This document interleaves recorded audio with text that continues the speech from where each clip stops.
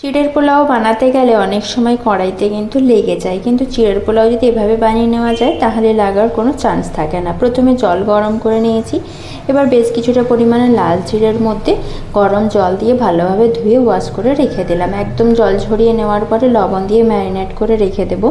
এবার কড়াই গরম করে তাতে দিয়ে দেবো বেশ কিছুটা পরিমাণে রিফাইন অয়েল। অয়েলটা গরম হয়ে গেলে দিয়ে দেবো শুকনো লঙ্কা, বেশ কিছুটা পরিমাণে গোটা জিরে, গোটা সর্ষে ও বেশ কিছু কারি পাতা, আর দিয়ে দেবো পেঁয়াজ কুচি, গাজর কুচি ও বরবটি কুচি। এবার লবণ দিয়ে ভালোভাবে সমস্ত কিছু ভেজে নেব, আর সেই সঙ্গে অ্যাড করব হলুদ। হলুদটা শুধুমাত্র কালারের জন্য দিচ্ছি, কেউ যদি হলুদ দিতে না চান সেটা স্কিপ করে যেতে পারেন। সবজিগুলো বেশ ভালোভাবে ভাজা হয়ে যাওয়ার পরে দেখুন চিড়ের ওপরে দিয়ে দিলাম, আর দিয়ে দিলাম বাদাম ভাজা। এবার সমস্ত কিছু ভালোভাবে ম্যারিনেট করে নিলেই তৈরি হয়ে যাবে চিড়ের পোলাও খুব সহজে। থ্যাংক ইউ সবাইকে।